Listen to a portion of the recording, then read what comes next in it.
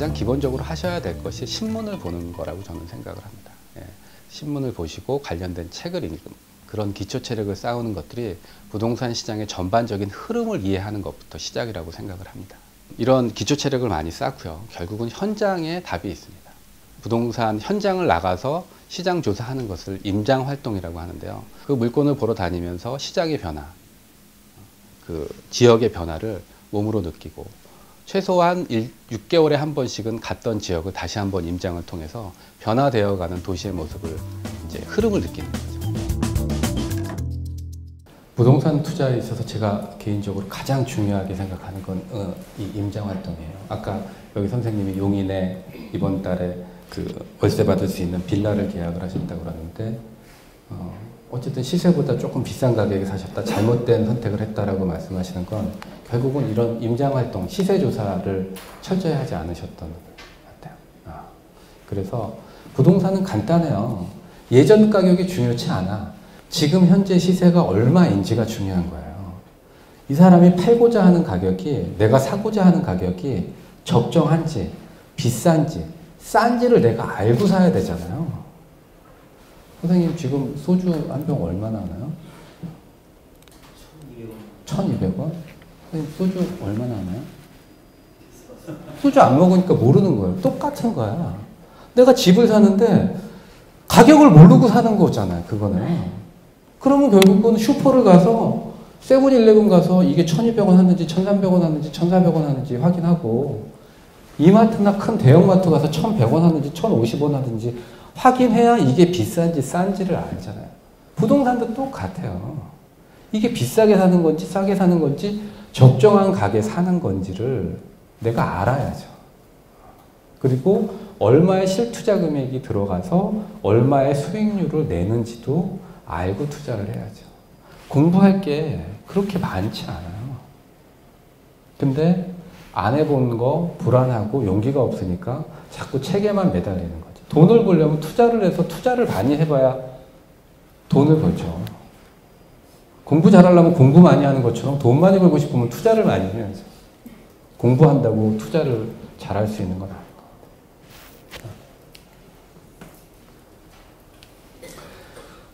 자, 수익형 부동산으로 노후를 준비하고 있는 사람들이 지금 늘어나고 있고요.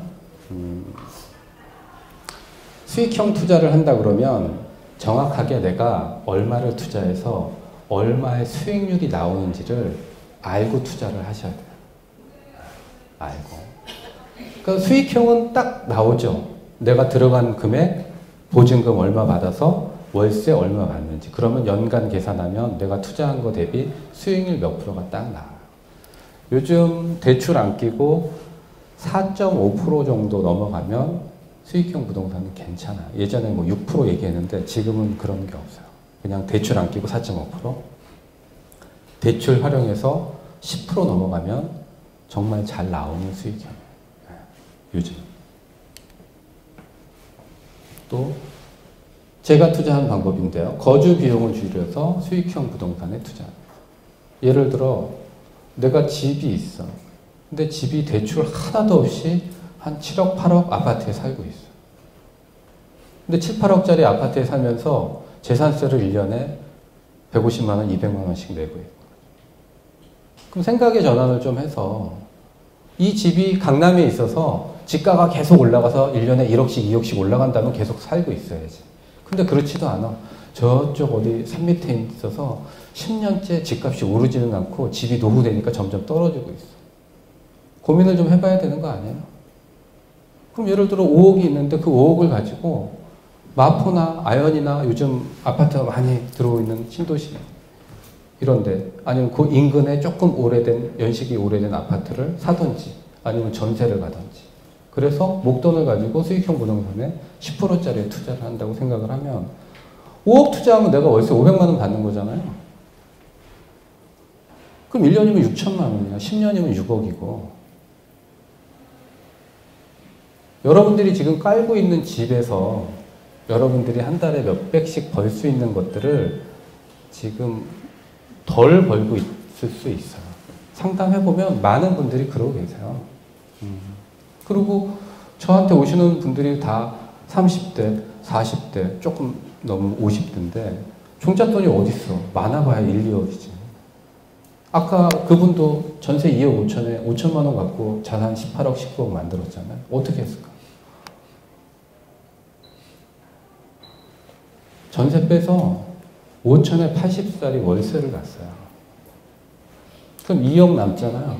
그리고 자기가 가지고 있던 5천만 원, 그 2억 5천을 가지고 월세에 투자를 한 거예요. 그래서 650 월세를 맞춘 거고, 그리고 회사에 퇴직금 중간정산 받아서 뉴타운 빌라를 사서 입주권을 산 거죠. 1억 2천 정도 주고. 그게 지금 8억대 입주권. 물론 입주할 때는 추가 비용을 좀 더 내야 되긴 하지만 그분이 어디서 돈을 빌려오거나 그런 건 아니잖아요. 자기가 가지고 있는 자산의 이동을 통해서 월세 650만 원을 받게 된 거고 650만 원 받아서 이자 한 300만 원 내고 집 월세 80만 원 내고도 자기가 돈이 남아. 그렇게 투자하신 거예요. 저도 그렇게 했고 저도 그렇게 했고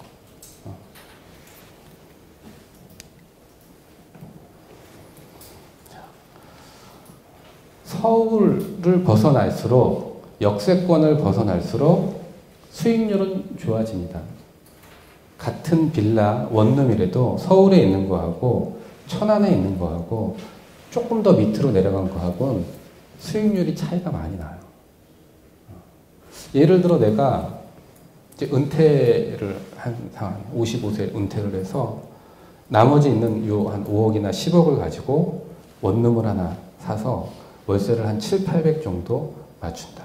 그러면 차익형을 버리고 내가 그냥 죽을 때까지 월세 받는다 그러면 수익률 보고 지방에 내려가서 투자해도 괜찮죠. 이 돈 내가 뺐을 게 아니니까. 근데 내가 한 지금 40대, 뭐 40대, 50대 초반 아직 인생이 좀 남아있어. 조금 투자를 좀 적극적으로 하고 싶어.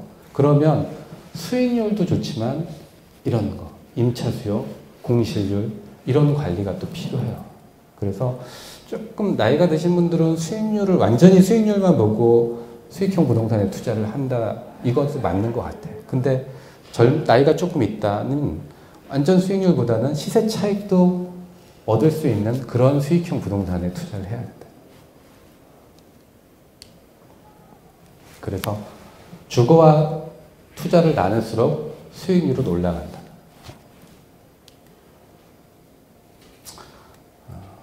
초보 투자, 소액 투자가 위험 부담이 적어서 좋다. 자, 아파트. 대형 평수 요새 아직도 힘이 없습니다.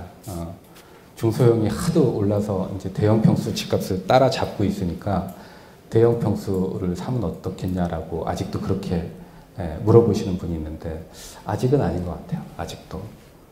요즘 대형 평수를 가지고 이렇게 반을 잘라서 두 가구로 세를 놓는 방법이 또 요새 나오고 있더라고요. 그런 거는 또 한번 고민해 볼 필요도 있을 것 같아요.